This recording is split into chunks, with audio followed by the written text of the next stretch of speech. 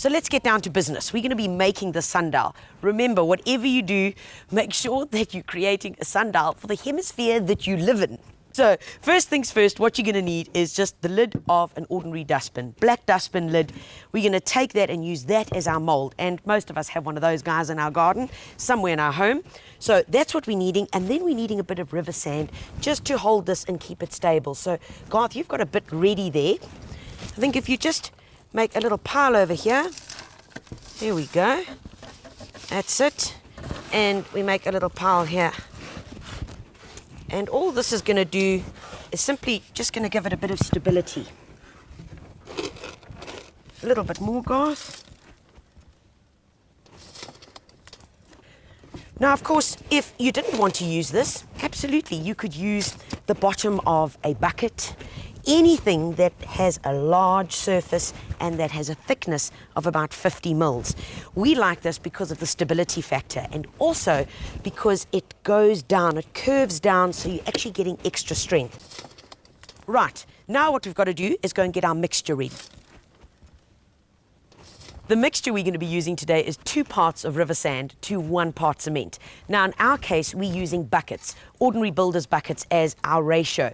Now, don't get too confused about the differences in the ratio. The most important thing is that whatever you use, if it's a 5-litre bucket, it means that you're using 2 5-litre buckets of river sand to 1 5-litre bucket of cement, as long as your ratios are correct. Garth, shall we whack that in here?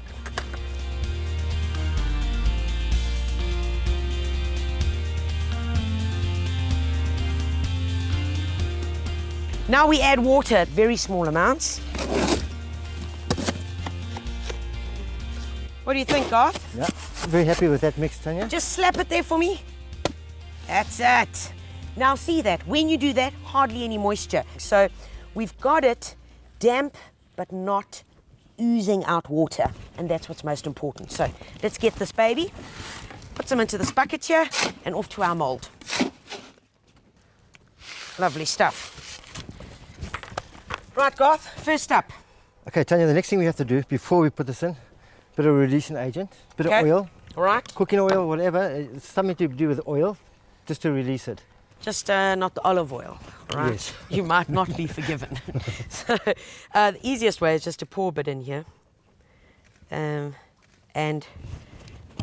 then give it a good painting all over, making sure that you're covering the entire surface. Right, good to go. Next part, pretty simple. Take the mixture, bang it in. Lovely stuff. Okay, and now we're just going to work it in. Let's just get it right into the corners. Well, it doesn't have corners, right into the edges of the mold so that we're getting away any of the air pockets.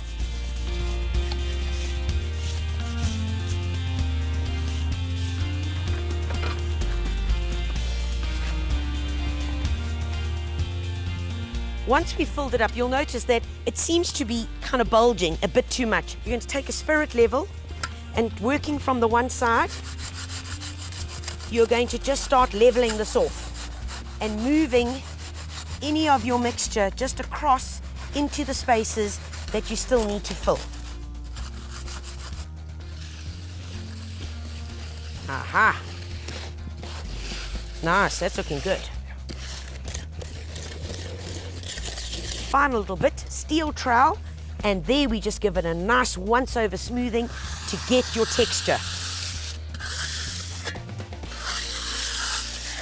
Cool, base is done. Now we're going to get the pebbles because those are going to form our numbers.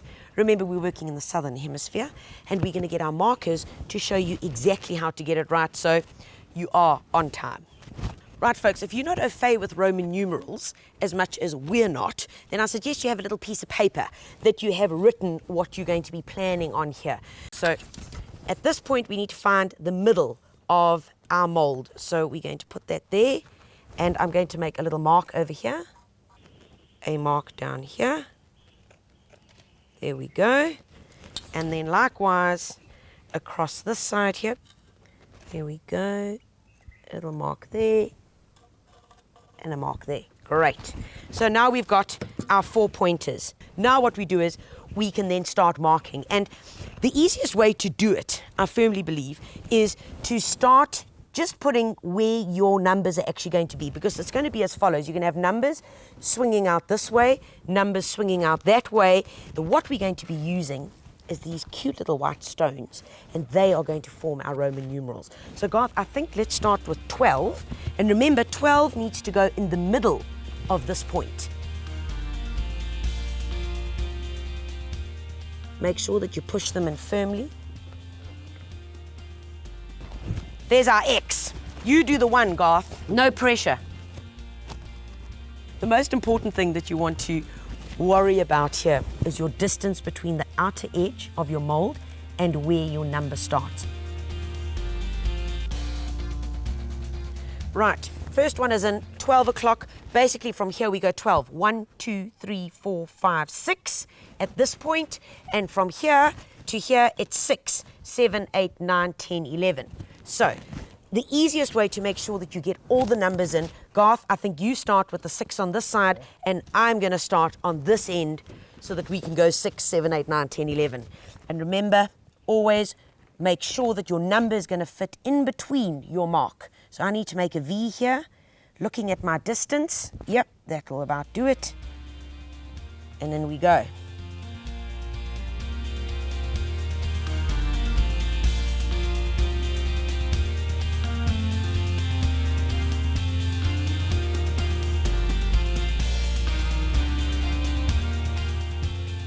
Folks, once you've put your 12 o'clock in and your 6 o'clock and your 6 o'clock, now that does sound odd, it doesn't work like a normal clock, but that's because it's a sundial. Remember, the difference is because this is a southern hemisphere sundial, that this side is PM and this side is AM. All we've got to do now is fill in the rest of the numbers on this side and the rest on this side. Of course, from 12 here, we are going down to 11, 10, 9, 8, 7, 6. Okay, so let's get going with that.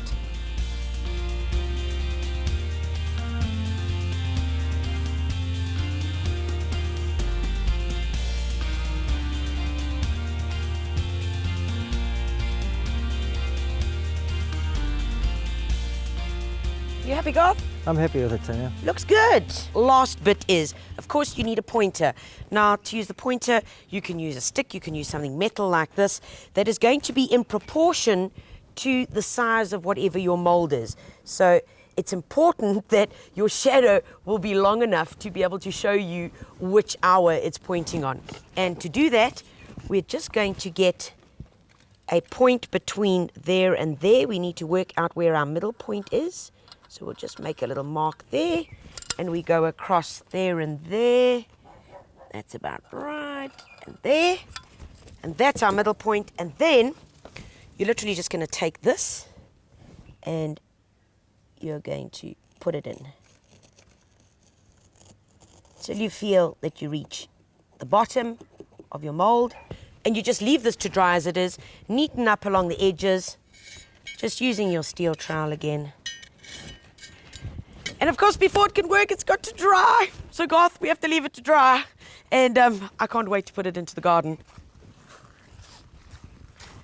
Okay, Garth, the moment of truth. We have our sundial been drying. You can see the colors changed. Ha ha! Hoo la la! And then pop it in. We do know already, and this is very important, folks, where south is or where north is. Because if you do not do that, your sundial is never going to work. So we know that north in our world is over there. So make sure that you're in the right direction. Our sundial is nicely placed in the center. And Garth, you do the honors. Put the spike in. Hey, and there we go. 1 times sundial in 1 times herb garden. How groovy does it look? Very, very groovy. Well done, Good job, Tanya. Garth.